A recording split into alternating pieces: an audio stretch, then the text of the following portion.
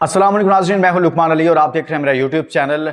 Multan test की बात करेंगे। पाकिस्तान क्रिकेट टीम ने इंग्लैंड पर ऐसा लाठीचार्ज किया है कि इंग्लैंड को दिन में तारे दिखा दिए हैं, लेकिन साथ ही उस बैटिंग ट्रैक पर मोहम्मद रिजवान ऐसे खेल रहे थे और बाबर आजम ऐसे खेल रहे थे जैसे पर्थ की विकेट पर खेल रहे हों, जहां पर 3 प्लेयर्स ने सेंचुरियां स्कोर की हैं। मैं आपके सामने पूरी डिटेल रखता हूं और दूसरी खबर भी, जो अंदरूनी कहानी आज की इनसाइड स्टोरी है, वो आपके सामने शेयर करूंगा कप्तानी के हवाले से। नाम शॉर्टलिस्ट हुआ या नहीं हुआ, किसका नाम और कितने नाम शॉर्टलिस्ट हुए हैं, ये मैं आपके सामने रखने जा रहा हूं। इस वीडियो को मिस मत कीजिएगा कि व्हाइट बॉल की कप्तानी कौन करेगा। तो मैं आपके सामने डिटेल रखता हूं दोस्तों, लेकिन आगे बढ़ने से पहले वो तमाम दोस्त जो पहली बार हमारे साथ आए हैं उनको वेलकम कहता हूं और उन तमाम दोस्तों से रिक्वेस्ट है कि चैनल जरूर सब्सक्राइब कीजिएगा। ये आपका चैनल है, आपका प्लेटफॉर्म है, यहाँ आपको बहुत सारी इनसाइड स्टोरीज मिलेंगी। और दूसरे तमाम दोस्त जहां जहां से वीडियोस देख रहे हैं, अपने शहरों के नाम जरूर लिखिएगा कि कहां से आप वीडियोस देख रहे हैं। तो दोस्तों, मैं आप सबसे पहले आपके सामने डिटेल रखता हूं मुल्तान टेस्ट की और उसके बाद हम बात करेंगे कप्तानी के हवाले से कि व्हाइट बॉल यानी कि ओडीआई और टी20 के लिए पाकिस्तान टीम का अगला कप्तान कौन होगा और उस हवाले से किस किस का नाम शॉर्ट लिस्ट कर लिया गया है। बल्कि आप भी अपनी राय दीजिएगा कि आपके ख्याल में किसको पाकिस्तान क्रिकेट टीम का कैप्टन होना चाहिए, ओडीआई और टी20 का। कमेंट्स में आपने जरूर बताना है। तो सबसे पहले मुल्तान टेस्ट की शुरू में आगाज में बात कर लेते हैं। पाकिस्तान ने 556 रन पर पाकिस्तान 556 रन पहली इनिंग में बनाए हैं और उसके 10 खिलाड़ी आउट हो गए। इंग्लैंड इस वक्त अपनी दूसरी इनिंग जारी रखे हुए है। आप देखें, पाकिस्तान की तरफ से 3 प्लेयर्स ने सेंचुरियां की हैं और उधर पीटरसन क्या कह रहे हैं, इंग्लैंड से ताल्लुक रखने वाले केवन पीटरसन कह रहे हैं कि मुल्तान की विकेट बॉलर्स के लिए कब्रिस्तान है। उनके कोच क्या कह रहे हैं, वो कह रहे हैं हमें आइडिया नहीं था मुल्तान की पिच का कि ये ऐसी पिच होगी। यानी कि पाकिस्तान ने जिस तरह की पिच तैयार की है, ये किसी को तवक्को ही नहीं थी कि मुल्तान की इस तरह की पिच तैयार होगी और पाकिस्तान ने 556 रन बना लिए। अब सबसे अहम चीज जो है वो ये है कि पाकिस्तान ने जबरदस्त किस्म का कम बैक किया है, स्पेशली 3 प्लेयर्स का सेंचुरियां करना।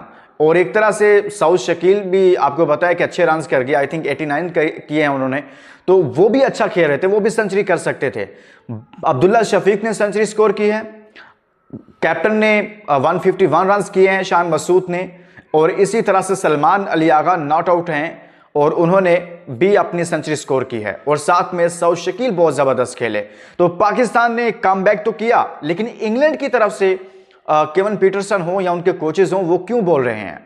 इसलिए बोल रहे हैं कि भाई आपने एक बिल्कुल बैटिंग विकेट बनाई ताकि पाकिस्तानी प्लेयर्स फॉर्म में आए, और ये एक अच्छी बात है फॉर्म में आ गए। लेकिन दूसरी तरफ बाबर आजम और मोहम्मद रिजवान, स्पेशली देखें, रिजवान 12 बॉल्स पे 0 और ऐसे खेले थे जैसे, यकीन करें, ऑस्ट्रेलिया में खेल रहे होते हैं ना, पर्थ में बहुत डर रहे होते हैं दुनिया के प्लेयर्स जब ऑस्ट्रेलियन विकेटों पे वो खेलते हैं, चाहे वो कोई भी टीम हो। तो ऐसे खेल रहे थे, यानी कि जहां पर शान मसूद रन्स कर रहे हैं, जहां पर अब्दुल्ला शफीक रन्स कर रहे हैं, जहां पर सलमान अली आगा साउथ शकील रन्स कर रहे हैं, इवन के नसीम शाह 33 रन्स कर रहे हैं। और बाबर आजम साहब का अंदाजा करें कि लास्ट 17 इनिंग्स में, लोग कहते हैं बाबर पर क्रिटिसाइज करते हैं, मैं क्रिटिसाइज नहीं कर रहा भाई, मैं सिर्फ फैक्ट्स आपको बताता हूं।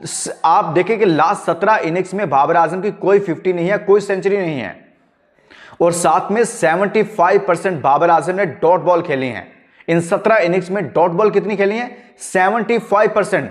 25% बॉल्स ऐसी हैं जिन पे उन्होंने रन्स बनाए हैं, बाकी 75% ball Babar Azam dot ball खेल रहे हैं।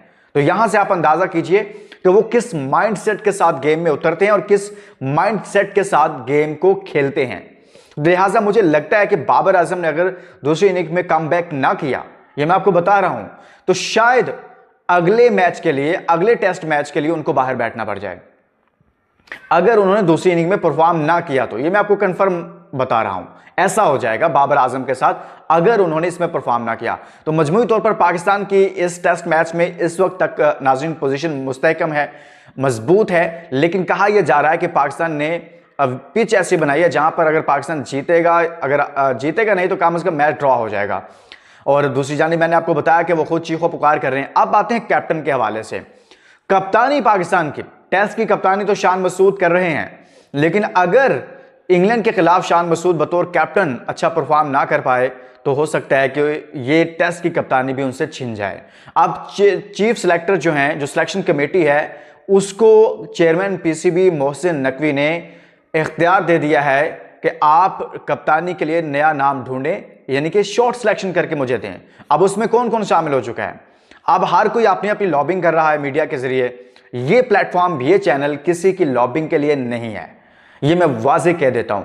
और बहुत सारे चैनल्स काम कर रहे हैं, बहुत सारे किसी को कोई अब देखिए कैप्टन का नाम किसका आया था पहले, शाहीन बाबर का चलता रहा, आगे किसका नाम आया, रिजवान का। अब कौन कौन शामिल हो गया, शादाब खान उसमें शामिल हो चुके हैं, फखर जमान उसमें कप्तानी के उम्मीदवार के तौर पर शामिल हो चुके हैं। अब इतने सारे नाम सामने आ रहे हैं। मोहम्मद हारिस कप्तानी के तौर पर उनका एक नाम सामने आ चुका है, हालांकि उनकी अपनी टीम में जगह नहीं बन रही मोहम्मद हारिस की, तो उनकी परफॉर्मेंसेस में तसलसल नहीं है, आपने इतने उनको चांसेस दिए। तो ये अब जो कप्तानी के हवाले से चेयरमैन पीसीबी मोहसिन नकवी की जानिब से ये कहा गया है ना कि आप नाम जो है उसकी शॉर्ट सिलेक्शन करें, तो इसमें जो सबसे टॉप पे नाम आ रहा है वो तो है मोहम्मद रिजवान का। लेकिन टीम के अंदर से भी और बाहर से भी कुछ लोग चाहते हैं कि रिजवान कैप्टन ना बने, और उसकी रीज़न ये है कि बहुत सारे लोग ये समझते हैं कि अगर रिजवान ही कैप्टन बने तो फिर बाबर और ये तमाम तर मामला उधर के उधर ही खड़े हो जाएंगे।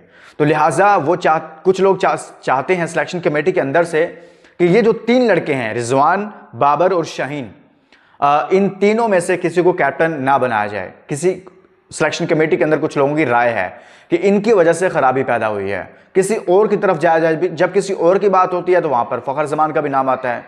और हालिया चैंपियंस कप के जो विनिंग कैप्टन है शादाब खान, उनके हवाले से बहुत सारी लॉबिंग हो रही है, बहुत सारे लोग उस हवाले से मुतारिक है कि शादाब खान को कैप्टन बनाया जाए।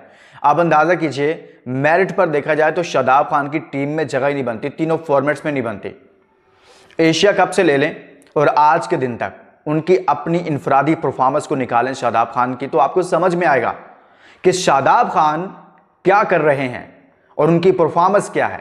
तो कैसे ये बात की जाती है कि भाई शादाब को कैप्टन बना दिया जाए, तो मेरे ख्याल में ये ज्यादती होगी। अब नाम जो है वो शॉर्ट सिलेक्शन हो रही है और बहुत जल्द इस हवाले से पीसीबी अनाउंसमेंट भी कर देगा, तो इस हवाले से भी हम आपको आगाह करेंगे।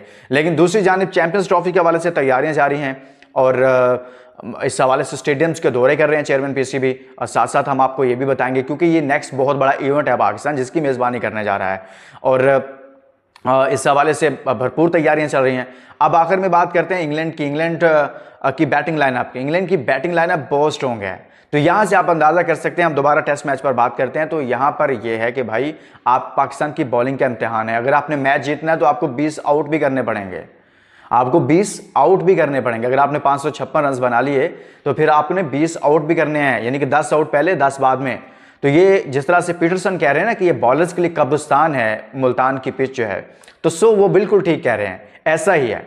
मुल्तान की पिच बॉलर्स के लिए बिल्कुल भी साजगार नहीं है। तो लिहाजा यहां पर फ्लॉप कौन कौन हुआ, बाबर आजम, साइम अयूब को नहीं शामिल करना चाहिए। आपके पास हुरैरा मौजूद है, कामरान गुलाम मौजूद है, हर वीडियो में कह रहा हूं उसको T20 के लिए भेजें। इसके साथ ही दोस्तों अपना बहुत सारा ख्याल रखिए, इस वीडियो को शेयर कीजिएगा। अल्लाह हाफिज़।